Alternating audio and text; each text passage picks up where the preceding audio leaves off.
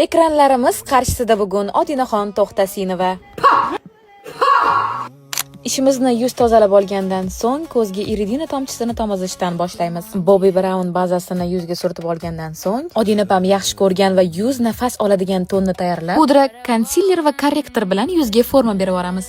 Orada sochni uzoq vaqt turib berish uchun tayyorlab qo'yib, makiyajni davom ettiramiz. Makiyajlarimni shunaqa yaxshi ko'raman, video montaji jarayonida ishimni qanchalik sevib ketishimni faqat o'zim bilaman xolos. Mayli, mavzuga qaytamiz. Ko'zni bo'yab olganimizdan so'ng o'sha strelka va kipriklarni ulab, yuzga siyaющий effekt berish uchun highlighter va ketidan rumyanani surib olamiz. Oxirida labni bo'yab olganimizdan so'ng qarabsizki, makiyajimiz ham tayyor.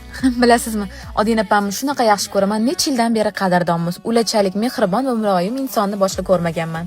Oyog'imni sep qizg'anch. Uchib ketsin, anaqa makiyaji.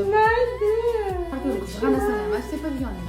Ha, mana gap sifati bilan deganlaridek, endi obrazga o'zingiz baho berishingiz mumkin. Odina opamga yoqqan-yoqmaganini oxirida guvohi bo'lasiz.